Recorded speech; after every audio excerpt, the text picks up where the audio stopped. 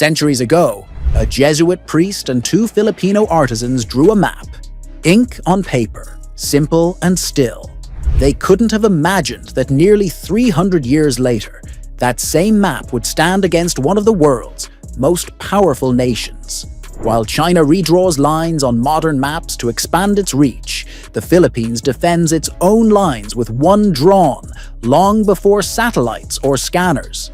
A 1734 map etched by hand, yet armed with truth. It's ironic, really, that in an era of digital maps and geopolitical might, it's an old piece of parchment, not military power, that exposes the cracks in China's sweeping claims. In the battle for the West Philippine Sea, history itself has become Manila's sharpest weapon, and its oldest proof of sovereignty, the long simmering dispute in the South China Sea, or as Manila calls its part, the West Philippine Sea, is once again heating up. Tensions between the Philippines and China are flaring, bringing global attention back to these contested waters that both nations claim as their own. At the center of the storm, lines on a map, China bases its sweeping claim, covering roughly 90% of the South China Sea, on what's known as the dashed line, a shifting boundary first drawn by a Chinese geographer in the 1940s. It began as 11 dashes, became 9 dashes in 1952, and most recently morphed into 10 dashes in 2023, each new map expanding China's reach across the sea. But the Philippines isn't backing down. Manila points to centuries-old maps, including the famous Murillo Velarde Map of 1749, where the Scarborough Shoal, known locally as Panacot or Bajo de Masinloc, appears clearly within Philippine waters. These historical records reinforce what Filipinos have long believed. The West Philippine Sea is part of their national territory. The Philippines also holds a powerful legal victory. On July 12, 2016, an international arbitral tribunal at The Hague ruled overwhelmingly in favor of the Philippines, rejecting China's vast maritime claims as having no basis under the United Nations Convention on the Law of the Sea, UNCLOS. China dismissed the ruling, but Manila took it as a mandate to stand its ground. Fast forward to November 2024, when the Philippines passed the Maritime Zones Act, a landmark law that aligns the country's domestic policies with the 1982 UNCLOS and the 2016 tribunal ruling. This act formally defines the nation's internal waters, territorial seas, contiguous zones, exclusive economic zone, EEZ, and continental shelf, giving legal teeth to the Philippines' maritime boundaries. Under this law, the West Philippine Sea officially covers the 200 nautical mile EEZ west of the archipelago. Beyond that boundary, the waters are still referred to as the South China Sea.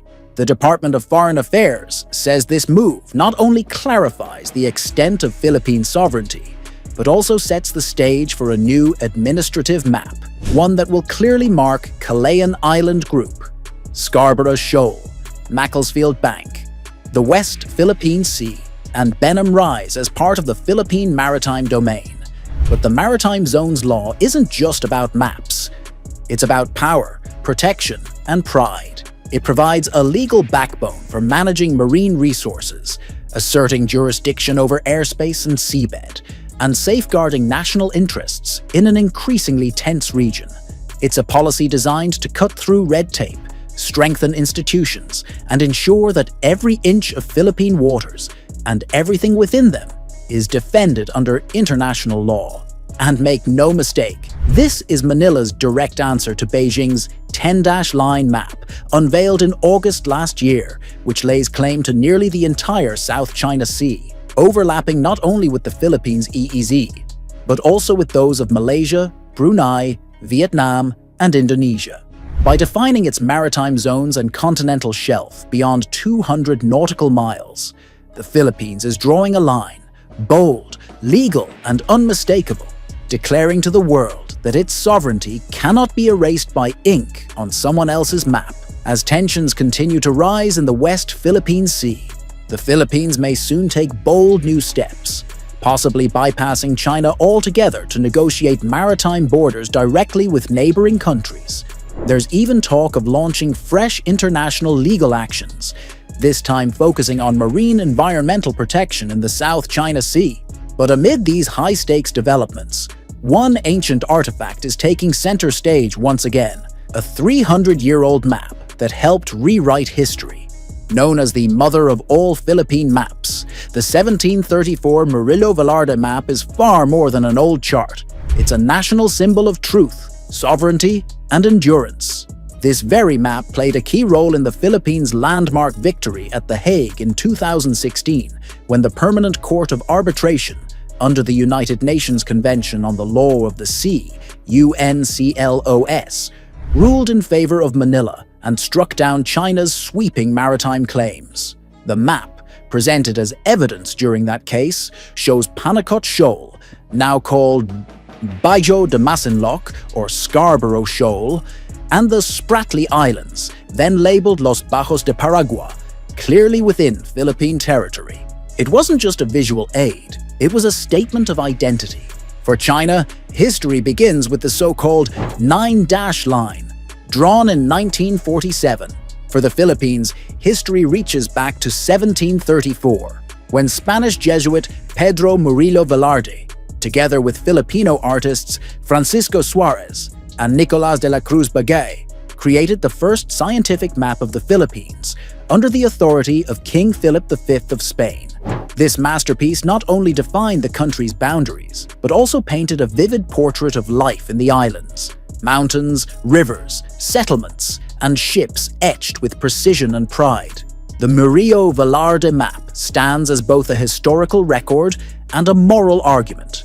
Long before modern claims, the Philippines already knew and charted what was rightfully its own.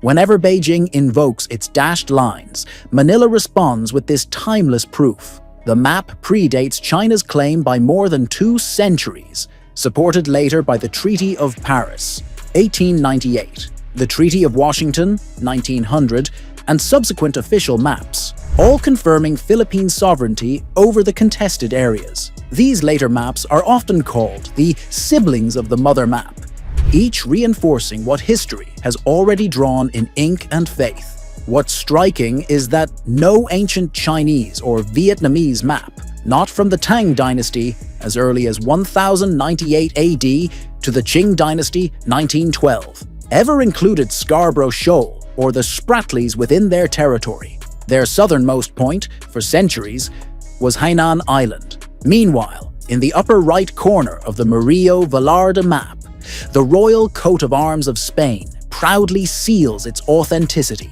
a royal stamp of recognition that this land, this sea, and this story belong to the Philippines. Today, nearly 3 centuries later, that same map continues to draw its own kind of line, not just across seas, but across generations, reminding the world that truth, once drawn, cannot be erased. The 1734 Murillo Velarde Map isn't just an artifact, it's evidence, commissioned and officially recognized by Spain. This centuries-old map captures the full extent of the Philippine territory as it stood in the 18th century. And what's most telling, not a single Chinese map, from the earliest dynasties up until 1912, shows Scarborough Shoal, the very feature at the heart of today's dispute. That absence speaks volumes. It undermines Beijing's claim that Scarborough Shoal, and by extension much of the South China Sea, has ever been part of China's historical territory. In Manila's 2016 legal battle at The Hague, this single map became a cornerstone of truth, helping dismantle the 9-dash line narrative and exposing it as a product of historical revisionism rather than reality. Dubbed the mother of all Philippine maps, the Velarde Map fortified the Philippines' legal victory, proving that China's expansive maritime claim holds no historical or lawful basis. For decades, China has leaned on the argument that its sovereignty over the South China Sea dates back thousands of years, to the Han Dynasty, when, it claims, Chinese sailors discovered and explored these waters. According to Beijing's narrative, early Chinese missions to Cambodia in the 3rd century AD mentioned the Paracel and Spratly Islands, and later accounts from the Song and Yuan dynasties, 10th to 14th centuries, described the South China Sea as part of China's domain.